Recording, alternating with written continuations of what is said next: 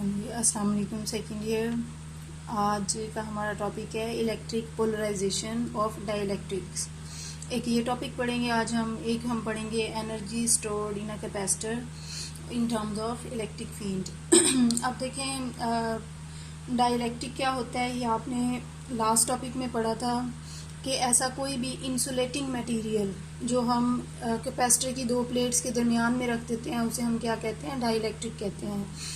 अब डाइलेक्ट्रिक को डाइलेक्ट्रिक क्यों कहते हैं? डाई का मतलब होता है टू, इलेक्ट्रिक चार्जेस से है, यानी ऐसा मटेरियल जिस पे दोनों तरह के चार्ज हों, पॉजिटिव और नेगेटिव। अब देखिए डाइलेक्ट्रिक जो है ना, ये क्योंकि इंसुलेटिंग मटेरियल है, इसके जो इलेक्ट्रॉन्स होते हैं they are not free to move, उन्होंने अपने एटम के साथ ही रहना है, ठीक है।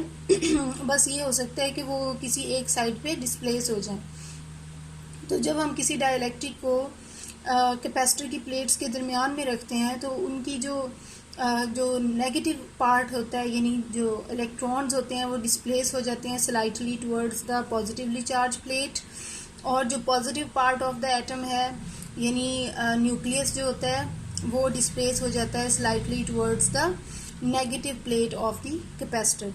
तो इस तरह एक ही डाइलेक्ट्रिक के एक एटम पे दोनों तरह के चार्जेस आ जाते हैं, हम कहते हैं इसके पोल्स बन गए हैं। तो इस तरह ये जो डाइलेक्ट्रिक का एटम है ये डाइपोल बन जाता है, और इस प्रोसेस को हम क्या कहते हैं, डाइलेक्ट्रिक पोलराइजेशन कहते हैं, ठीक है, जो कि इलेक्ट्रिक फील्ड की वजह से हुई है। अब देखिए हमने कल वाले टॉपिक में पढ़ा था कि जैसे ही हम कोई डाइलेक्ट्रिक प्लेस करते हैं between the plates of the capacitor, तो जो कैपेसिटेंस ऑफ द कैपेसिटर है इट इंक्रीजेज।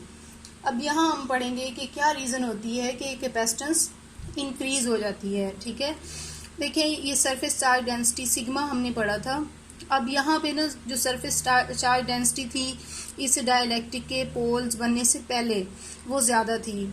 जैसे ही इस डाइलेक्ट्रिक के पोल्स बनते हैं इधर, तो ऐसे लगता है, अपेरेंटली ऐसे लगता है जैसे इस नेगेटिव चार्ज ने इस पॉजिटिव चार्ज के इफेक्ट को न्यूट्रलाइज कर दिया है। इसी तरह इस नेगेटिव चार्ज ने इस पॉजिटिव चार्ज के इफेक्ट को न्यूट्रलाइज कर दिया है, इस नेगेटिव ने अपने साथ वाले पॉजिटिव के इफेक्ट को न्यूट्रलाइज कर दिया। ये आपको समझाने के लिए 4-5 चार्जेस बनाए, वरना देयर आर इन्फिनिट चार्जेस। तो अब यहाँ जैसे 5 चार्जेस थे सरफेस पे, अब ऐसे लगेगा जैसे 2 हैं, यानी 3, उनका इफेक्ट क्या हो गया, न्यूट्रलाइज हो गया। तो इस तरह जो सरफेस चार्ज डेंसिटी है वो क्या हो जाती है, डिक्रीज हो जाती है। अब अगर सरफेस चार्ज डेंसिटी डिक्रीज होती है, यानी सिग्मा की वैल्यू डिक्रीज होती है, तो उसके क्या क्या इफेक्ट्स होते हैं। जो इलेक्ट्रिक फील्ड इंटेंसिटी ई है ये क्योंकि सिग्मा और एप्सिलॉन नॉट है, यानी सिग्मा के डायरेक्टली रिलेटेड है। अगर सिग्मा डिक्रीज होता है तो इलेक्ट्रिक फील्ड इंटेंसिटी को भी डिक्रीज होना चाहिए। अब पोटेंशियल डिफरेंस V जो है ये क्योंकि ई डी के इक्वल होता है, अगर ई डिक्रीज हो रहा है तो इसका मतलब पोटेंशियल डिफरेंस को भी डिक्रीज होना चाहिए, डिक्रीज, ठीक है, क्योंकि ये भी डायरेक्टली रिलेटेड है। अब कैपेसिटेंस जो है क्योंकि Q/V होती है, चार्ज यहाँ पे सेम ही है प्लेट्स पे, सिर्फ इफेक्ट न्यूट्रलाइज हुआ है, तो जो पोटेंशियल डिफरेंस है ये क्या हो गया, डिक्रीज। अगर पोटेंशियल डिफरेंस डिक्रीज हुआ है तो कैपेसिटेंस और पोटेंशियल डिफरेंस का एक दूसरे के साथ इन्वर्स रिलेशन है, तो कैपेसिटेंस इंक्रीज हो जाती है। यानी ऐसे होगा कि कुछ और चार्ज बैटरी से इन प्लेट्स की तरफ आ सकता है, क्योंकि अब पोटेंशियल डिफरेंस कम हो गया है, चार्ज वही है, तो और चार्ज आएगा, तो जो प्लेट्स हैं उन पे सरफेस चार्ज डेंसिटी पहले के बराबर हो जाएगी। तो इस तरह जो कैपेसिटेंस है वो इंक्रीज हो जाती है, ability of the capacitor to store charge. अब सेकेंड टॉपिक जो आज हमने पढ़ना है that is energy stored in a capacitor. देखिए कैपेसिटर में एनर्जी क्यों स्टोर होती है। अब कैपेसिटर की प्लेट्स पे है पॉजिटिव चार्ज, बैटरी और पॉजिटिव चार्ज यहाँ भेज रही है अभी भी। तो जब एक सिंगल पॉजिटिव चार्ज जब आ जाता है प्लेट पे, उसके बाद जो भी चार्ज आएगा उसे रिपल्जन का सामना करना पड़ेगा, क्योंकि पॉजिटिव पॉजिटिव एक दूसरे को रिपेल करते हैं। तो जब 2 चार्जेस होंगे तो तीसरे को और ज़्यादा रिपल्जन का सामना, चौथे को और ज़्यादा, लेकिन बैटरी उस रिपल्जन के अगेंस्ट वर्क करके चार्जेस को कहाँ भेजती रहती है, प्लेट ऑफ द कैपेसिटर पे। तो वो जो वर्क बैटरी ने किया है चार्जेस को against the electric field move कराने में, वही वर्क स्टोर हो जाता है in terms of electrical energy. इस कैपेसिटर की प्लेट्स के दरमियान में चार्ज की सूरत में, ठीक है। अब देखिए अगर हम इसका फार्मूला डिराइव करें तो जो जनरल फार्मूला हमने पढ़ा था कि एनर्जी क्यू वी के इक्वल होती है, तो यहाँ पे क्यू क्या है और वी क्या है। वी पोटेंशियल डिफरेंस है और यहाँ पे हम लेंगे एवरेज पोटेंशियल डिफरेंस, क्योंकि शुरू में जो पोटेंशियल डिफरेंस है वो ज़ीरो था और जैसे जैसे चार्ज स्टोर होता गया तो मैक्सिमम पोटेंशियल डिफरेंस जो बिल्ड हुआ है वो वी है। तो एवरेज जो है वो initial plus final divided by 2 करके आएगी, तो ये v बाई 2 हो गया। एनर्जी क्यू वी है, यहाँ पे v की वैल्यू पुट की v बाई 2, तो एनर्जी बन गई 1 बाई 2 क्यू वी। एक ये फॉर्मूला हो गया एनर्जी का, ठीक है।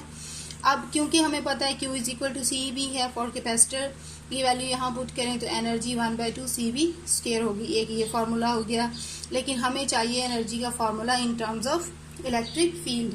अब हमने क्या करना है, यहाँ पे C की वैल्यू पुट करनी है और V की वैल्यू पुट करनी है। C क्या होता है for parallel plate capacitor, A epsilon naught epsilon R over D है, और V क्या होता है, ये ED है। तो इन दोनों की वैल्यूज पुट करेंगे तो energy 1 by 2 C V square थी ना, तो C की जगह ये वैल्यू पुट कर ली, V स्क्वायर की जगह ED का स्क्वायर हो गया, ये स्क्वायर खोल लिया E स्क्वायर और ये D स्क्वायर, ये ए इधर मैंने लिख लिया और 1 by 2 epsilon naught epsilon R E square into A D. This is the formula for electrical energy stored in capacitor in terms of electric field E. अब एक और छोटी सी हमने डेफिनेशन यहाँ देखनी है, एनर्जी डेंसिटी क्या होती है, इट इज़ एनर्जी स्टोर्ड पर unit volume of the electric field. अब देखें यहाँ पे ना किस वॉल्यूम में इलेक्ट्रिक फील्ड प्रेजेंट है, ये दो प्लेट्स ऑफ द कैपेसिटर हैं, इन दोनों के दरमियान जो डिस्टेंस है ये d है, area of each plate is a। तो जो वॉल्यूम बिटवीन द प्लेट्स है असल में वही वॉल्यूम है जहाँ पे इलेक्ट्रिक फील्ड पड़ा हुआ है। तो ये वॉल्यूम देखें एक क्यूबॉइड बनती है जिसका वॉल्यूम क्या आ जाएगा, surface area of the plate multiplied by distance between the plates. तो वॉल्यूम जो है वो ए डी के इक्वल है। एनर्जी डेंसिटी क्योंकि एनर्जी डिवाइडेड बाय वॉल्यूम है, एनर्जी की वैल्यू पुट कर दें, यहाँ से वॉल्यूम की वैल्यू पुट कर दें, तो energy density is equal to 1 by 2 epsilon naught epsilon R E square. तो एनर्जी डेंसिटी क्योंकि एनर्जी पर यूनिट वॉल्यूम है तो इसके यूनिट्स क्या होंगे, जॉल पर क्यूबिक मीटर, ठीक है। चलिए यहाँ तक कोई प्रॉब्लम हो तो पूछ सकते हैं। एक ही टॉपिक रह गया हमारा इस चैप्टर का, वो इंशाल्लाह कल करेंगे और rest of the short questions भी। Thank you very much.